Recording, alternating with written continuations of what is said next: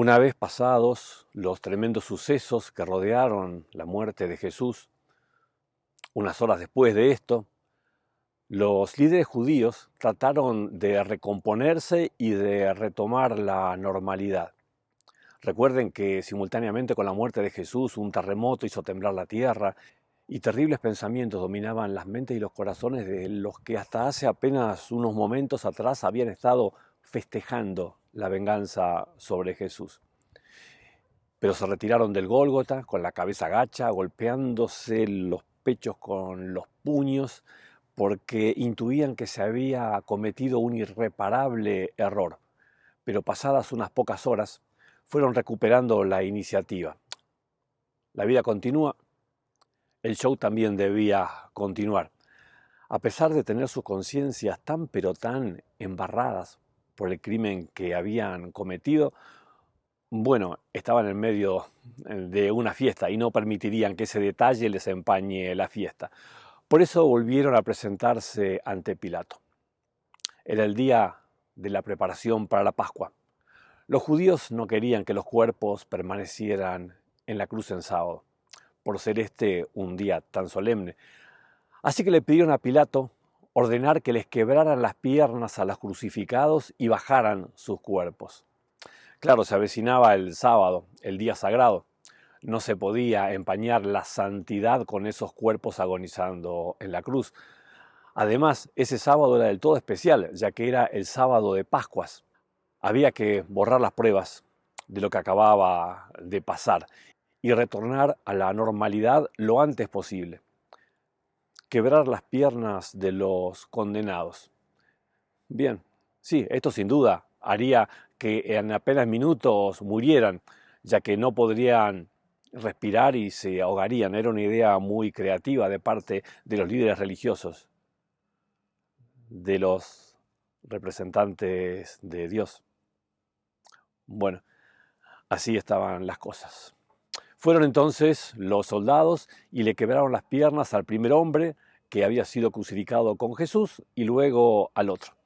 Pilato accedió al pedido de los religiosos judíos y la orden de quebrar las piernas de los crucificados fue dada. Los soldados cumplieron de inmediato la orden y dejaron a Jesús para el final. Primero rompieron las piernas de los ladrones con un gran martillo y después se acercaron a Jesús, pero vieron que ella estaba muerto, así que no le quebraron las piernas. Claro, ya sabían que Jesús había muerto unas horas antes, así que a él no se las quebraron. Pero para demostrar o asegurar o documentar que estaba muerto, decidieron hacer una prueba. Y uno de los soldados le abrió el costado con una lanza. Y al instante le brotó sangre y agua. Qué necesidad, ¿no? Estaba muerto hacía algunas horas ya, pero dice la historia que una lanza atravesó el pecho de Jesús aunque él ya descansaba. Esta situación la vio Juan y él la relató como un testigo presencial de este hecho impresionante. De paso, los crucificados seguramente no estaban muy lejos de la tierra como a veces imaginamos, sino que estaban solo quizás un poco más elevados que lo que estaban las personas, permitiendo que los soldados actuaran con comodidad sobre los cuerpos de ellos. Juan da fe de que vio salir sangre mezclada con agua de la herida de Jesús. Por eso lo asegura así, fíjate. Dice que el que lo vio ha dado testimonio de ello, y su testimonio es verídico. Él sabe que dice la verdad, para que también ustedes crean. Claro, él nunca había seguramente visto ni escuchado que pudiera pasar algo como eso. Por eso, además de registrarlo, se preocupó por asegurarlo y reafirmarlo. Pasado un tiempo, cuando Juan y los demás entendieron lo que había ocurrido en la cruz, también se dieron cuenta de que todas las cosas que vieron que habían sucedido, habían ocurrido para que se cumplieran las escrituras. No quebrarán ni un hueso. Así estaba escrito. A Jesús lo hubieran quebrado como a los demás, pero como ya había muerto, no lo hicieron. La profecía se cumplió. Y también la escritura decía en otra parte, mirarán al que han traspasado. Que el soldado traspasara a Jesús con su lanza también estaba preanunciado en la profecía. Todo lo que ocurrió en la cruz estaba detalladamente descrito en diferentes profecías. Y después de que todo pasó, fueron entendiendo de a poco. Antes, aunque la información estaba, no les sirvió de nada. ¿Sabes por qué? Porque no lo habían entendido.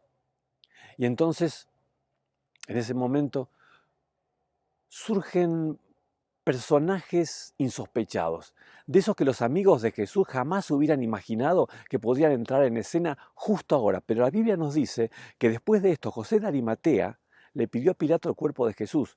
José era discípulo de Jesús, aunque en secreto por miedo a los judíos. Con el permiso de Pilato, fue y retiró el cuerpo. Sí, Jesús tenía discípulos secretos, gente influyente que no se había atrevido a jugarse por él en vida, pero ahora no tenían miedo de nada. José de Arimatea era un muy rico dirigente judío, y una vez que Jesús murió, cuando nadie sabía qué hacer, pues sus discípulos y amigos estaban desorientados, él intervino providencialmente. Se presentó ante el gobernador romano pidiendo el cuerpo de Jesús.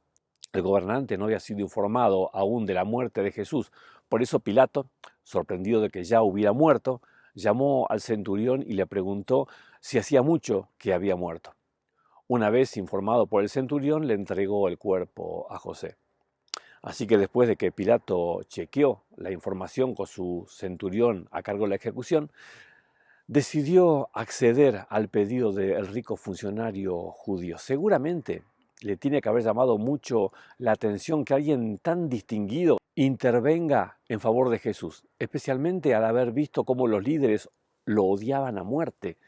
Pero había más sorpresas todavía para Pilato como para los discípulos. También Nicodemo, el que antes había visitado a Jesús de noche, llegó con unos 34 kilos de una mezcla de mirra y aloe. Nicodemo.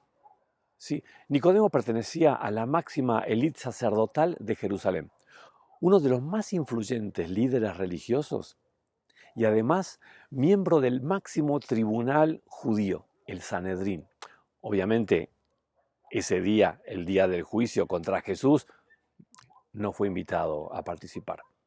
Pero ambos, José y Nicodemo, reconocían que Jesús era el Mesías, el Hijo de Dios. Sin duda jamás esperaron que fuera a morir. Según ellos conocían, esto no podía ocurrirle al Mesías. Pero esta sorpresa no impidió que en la hora de necesidad, aunque el maestro ya hubiera muerto, se jugaran por él. Ambos tomaron el cuerpo de Jesús y conforme a la costumbre judía de dar sepultura, lo envolvieron en vendas con especias aromáticas.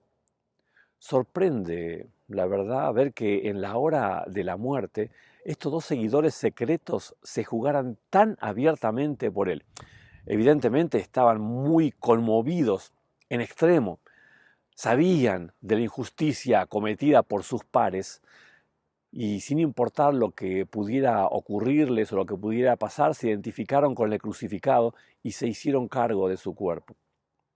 Para esto consiguieron las mejores especias para conservar y aromatizar a un muerto, tal vez como un acto de respeto, como un gesto de reconocimiento, y lo puso en un sepulcro nuevo de su propiedad, que había cavado en la roca. Luego hizo rodar una piedra grande a la entrada del sepulcro y se fue. Allí estaban sentadas, frente al sepulcro, María Magdalena y la otra María. El sepulcro donde sepultaron a Jesús era de José de Arimatea, de su propiedad y preparado para él, para su propio cuerpo. Pero ese día lo cedió a alguien que murió en su lugar. Seguramente pasado un tiempo entendió muy bien la razón por la cual Jesús murió ese día en su lugar y fue sepultado en su tumba, donde debería descansar él cuando muriera. Sí, porque Jesús ocupó el lugar de José de Arimatea en la cruz y en la tumba, así como ocupó también el lugar tuyo en la cruz, el mío. ¿Y sabes qué? También ocupó nuestro lugar en la tumba. Y por eso es que hoy esa tumba está vacía, porque Jesús murió, pero también resucitó. Y lo mismo ocurrirá con todos aquellos que hayamos depositado nuestra fe en Jesús si la muerte nos encontrara antes de que Jesús venga en las nubes de los cielos. Y ojalá que la costosísima victoria de Jesús en la cruz pueda encontrar un lugar fundamental en nuestro corazón, de tal manera que nos ayude a decidir bien por Él, en favor de Él, en agradecimiento por ocupar tu lugar y el mío, en la cruz y en la tumba. Porque su muerte en la cruz nos regaló la vida eterna. Que Dios nos bendiga.